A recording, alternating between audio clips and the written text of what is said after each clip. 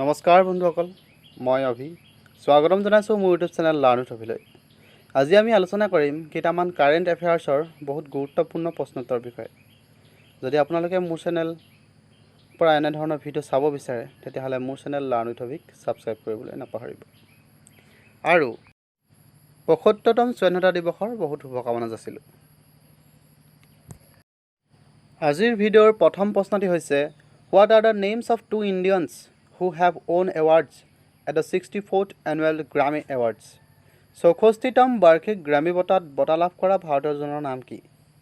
Option চাৰিটা দিয়া আছে। চাৰিটা অপশ্যনৰ ভিতৰত শুদ্ধ উত্তৰটো হ'ব চি ফাল্গুনী শ্বাহ এণ্ড ঋষি কেছ। আপোনালোকে এটা কথা মন কৰিব, কাৰেণ্ট এফেয়াৰ্ছৰ কমনৱেলথ গেমছৰ বহুবিলাক প্ৰশ্ন দেখা যায় যদিও তাৰ ভিতৰত দুটা বা তিনিটাহে আহিব। আপোনালোকে সেইকেইটা ভালকৈ গুৰুত্ব দি পঢ়ি যাব। দ্বিতীয় প্ৰশ্নটি হৈছে which state chief minister has inaugurated 13 new district? কোনখন ৰাজ্যৰ মুখ্যমন্ত্ৰীয়ে 13খন নতুন জিলা উদ্বোধন কৰিছে? কোনখন ৰাজ্য? উত্তৰটো হ'ব এ অন্ধ্ৰপ্ৰদেশে 13খন নতুন জিলা উদ্বোধন কৰিছে। এতিয়া আৰু এটা প্ৰশ্ন আহিব পাৰে, ভাৰতৰ অন্ধ্ৰপ্ৰদেশৰ মুঠ জিলা বৰ্তমান কেইখন আহিব পাৰে? দিবও পাৰে। তেতিয়া ক'ব লাগিব যে প্ৰথম আছিল ভাৰতৰ অন্ধ্ৰপ্ৰদেশ ৰাজ্যৰ 13খন আৰু বৰ্তমান দিলে 13খন, মুঠ 26খন জিলা হ'ল। কুৱেশ্যন নম্বৰ 3 দিয়া আছে when is world health day observed? বিশ্ব স্বাস্থ্য দিৱস কেতিয়া পালন কৰা হয়? অপশ্যন দিয়া আছে চাৰিটা অপশ্যনৰ ভিতৰত শুদ্ধটো হ'ব চি এপ্ৰিল 7 মানে 7 এপ্ৰিলত বিশ্ব স্বাস্থ্য দিৱস পালন কৰা হয়। আৰু বিশ্ব স্বাস্থ্য দিৱসৰ লগত এইবাৰ থিমটো কি আছিলে? বিশ্ব স্বাস্থ্য দিৱস পতাৰ এইবাৰ লক্ষ্য বস্তুটো কি আছিলে? যে the theme of world health day 2022ৰ theme is our planet our health. আমাৰ পৃথিৱী আমাৰ স্বাস্থ্য। পৃথিৱীখনক সৌন্দৰ্যতাৰে ভৰপূৰ কৰিলে আমাৰ স্বাস্থ্যটো ঠিকে থাকিব। কুৱেশ্যন নম্বৰ 4 দিয়া আছে who claimed sportstar of the year male award at the 2022 sportstar aces awards?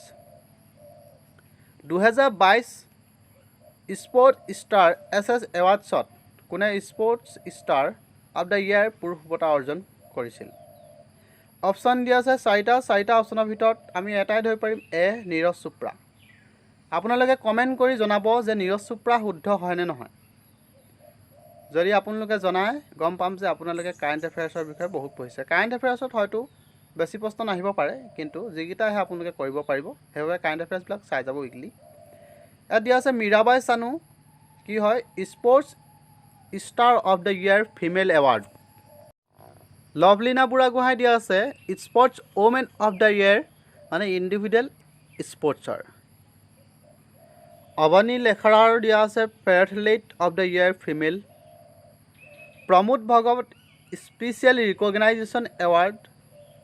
Sabita sports woman of the year team স্পৰ্টছৰ পৰা দিছে। Rupinder Pal Singh sports men of the year team sports. Arif Khan wins special recognition award sports star aces 2022। এইটোৰ পৰা আপোনালোকে চাবলৈ গ'লে দেখিব যে প্ৰথম মই যিটো প্ৰশ্ন দিছিলোঁ 4 নম্বৰত যে কোনে স্পেচিয়েল ৰিকগনাইজেশ্যনৰ এৱাৰ্ডটো পাইছিলে 2022 চনত, তাত মই দিছোঁ এ নীৰজ চোপ্ৰা বুলি।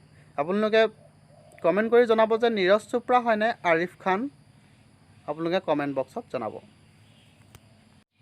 এইখিনিতে আপোনালোকক আৰু এটা মই প্ৰশ্ন আগবঢ়াব বিচাৰিছোঁ। প্ৰশ্নটো হৈছে এইটো কাৰেণ্ট এফেয়াৰ্ছ নহয়, এইটো বেলেগ এটা প্ৰশ্ন। শতিকাৰ সৰ্বশ্ৰেষ্ঠ খেলুৱৈ বুলি কাক কোৱা হয়? শতিকাৰ সৰ্বশ্ৰেষ্ঠ খেলুৱৈ বুলি দিলে আমি ভাবিব লাগিব প্ৰথম 19 শতিকাৰ কথা কৈছে বুলি। 19 শতিকাৰ কথা যদি কয় সৰ্বশ্ৰেষ্ঠ খেলুৱৈ আছিল কপিল দেৱ। কপিল দেৱক শতিকাৰ সৰ্বশ্ৰেষ্ঠ খেলুৱৈ বুলি কয়। আৰু সৰ্বপ্ৰথম 30,000তকৈ অধিক ৰান কৰা খেলুৱৈজন কোন বুলি ক'লে ক'ব লাগিব আমি শচীন তেণ্ডুলকাৰ। শচীন তেণ্ডুলকাৰ সম্পূৰ্ণ নামটো হৈছে শচীন ৰমেশ তেণ্ডুলকাৰ। এইকেইটা কথা আপোনালোকে মন দিব, এইকেইটা পৰীক্ষাত আহিবও পাৰে। কুৱেশ্যন নম্বৰ 5 দিয়া আছে who was conferred the 56th Jnanpith award? কাক 56তম জ্ঞানপীঠ বঁটা প্ৰদান কৰা হৈছিল? ইয়াৰ উত্তৰটো হ'ব চি ককা নীলমণি ফুকন। ইয়াত মই নীলমণি ফুকন বুলি দিছোঁ, পৰীক্ষাত অপশ্যনবিলাকত ককা নীলমণি ফুকনো আহিব পাৰে, তেতিয়াও আপোনালোকে শুদ্ধ দিব।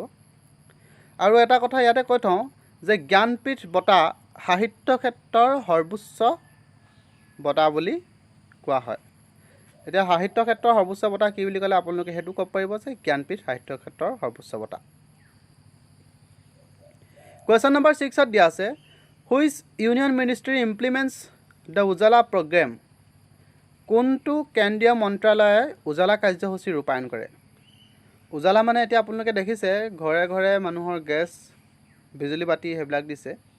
এইবিলাক কোনটো মিনিষ্ট্ৰীয়ে প্ৰদান কৰিছে সেইটো কথা ক'বলৈ গ'লে আমি ক'ব লাগিব answer A ministry of power. শক্তি মিনিষ্টাৰে বা শক্তি মিনিষ্টাৰৰ মন্ত্ৰালয়ে উজালা কাৰ্যসূচী ৰূপায়ণ কৰিছে। কুৱেশ্যন নম্বৰ 7ত দিয়া আছে যে Assam recently signed a MOU with which state to resolve difference in the state border. অসমে শেহতীয়াকৈ ৰাজ্যৰ সীমান্তত থকা মতানৈক্য দূৰ কৰিবলৈ কোনখন ৰাজ্যৰ সৈতে বুজাবুজি চুক্তি স্বাক্ষৰ কৰিছিল? ইয়াৰ উত্তৰটো হ'ব বি মেঘালয়ৰ লগত ৰাজ্যৰ সীমান্তত থকা মতানৈক্য দূৰ কৰিবলৈ বুজাবুজি চুক্তি স্বাক্ষৰ কৰিছিল। কুৱেশ্যন নম্বৰ 8ত দিয়া আছে the Assam reorganisation act 1969 created which of the following state বা ষ্টেটছ। অসম পুনৰ্গঠন আইন 1969ত উল্লেখ কৰা কোনখন ৰাজ্য বা ৰাজ্যৰ সৃষ্টি হৈছিল? অপশ্যন দিয়া আছে চাৰিটা অপশ্যনৰ ভিতৰত শুদ্ধটো হ'ব এ মেঘালয়া, অনলি মেঘালয়া। আৰু মেঘালয়া এটেণ্ড ষ্টেটহুড অন 21 জানুৱাৰী 1972। আৰু মেঘালয়খন কেতিয়া ৰাজ্যৰ খিতাপ পাইছিলে? 21 জানুৱাৰী 1972। আহিব পাৰে, আপোনালোকে এইকেইটা মন দি ল'ব। কুৱেশ্যন নম্বৰ 9ত দিয়া আছে which country is the host of the 2026 Commonwealth Games. 2026 চনৰ কমনৱেলথ গেমছ কোনখন দেশে আয়োজন কৰিব? এতিয়া এটা কথা মন কৰিব লাগিব যে বৰ্তমান কমনৱেলথ গেম ক'ত হৈ আছে? ইংলেণ্ডত। ইংলেণ্ডৰ ক'ত? বাৰ্মিংহামত। আৰু 2026 চনৰ কমনৱেলথ গেমছ ক'ত হ'ব? আনচাৰটো হ'ব বি অষ্ট্ৰেলিয়াত। কুৱেশ্যন নম্বৰ 10ত আছে India's first pure green hydrogen plant has been commissioned in which state. ভাৰতৰ প্ৰথমটো বিশুদ্ধ সেউজীয়া হাইড্ৰজেন প্লাণ্ট কোনখন ৰাজ্যত আৰম্ভ হৈছে? অপশ্যন দিয়া আছে চাৰিটা অপশ্যনৰ ভিতৰত শুদ্ধটো হ'ব বি আছাম। অসমত ভাৰতৰ প্ৰথমটো বিশুদ্ধ সেউজীয়া হাইড্ৰজেন প্লাণ্ট আৰম্ভ কৰিছে। আৰু ইয়াতে এটা প্ৰশ্ন কৰি থওঁ যে অসমত অৰণ্য মানৱ বুলি কাক কোৱা হয়? অসমতে নহয়, ৱৰ্ল্ডে জানে অৰণ্য মানৱ বুলি কাক কোৱা হয় বুলি ক'লে ক'ব লাগিব আমি যাদৱ পায়েং। অসম গৌৰৱ যাদৱ পায়েং। কুৱেশ্যন নম্বৰ 11ত দিয়া আছে which Indian has been elected as a chair and a voting member on the board of directors for the international boxing associations IBA। আন্তঃৰাষ্ট্ৰীয় বক্সিং সন্থাৰ IBA পৰিচালনা সমিতিৰ অধ্যক্ষ আৰু ভোটিং সদস্য হিচাপে কোনজন ভাৰতীয় নিৰ্বাচিত হৈছে? কোনজনৰ ঠাইত কোনগৰাকী হোৱাহেঁতেন ভাল হ'লহেঁতেন, কিন্তু কোনগৰাকী দিয়াহেঁতেন ইয়াত বুজি পাই গ'লহেঁতেন, সেইবাবে কোনজন দিলোঁ, বেয়া নাপাব। আনচাৰটো হ'ব বি লভলীনা বুঢ়াগোহাঁইক আন্তঃৰাষ্ট্ৰীয় বক্সিং সন্থাৰ পৰিচালনা সমিতিৰ অধ্যক্ষ আৰু ভোটিং সদস্য হিচাপে নিৰ্বাচিত হৈছে।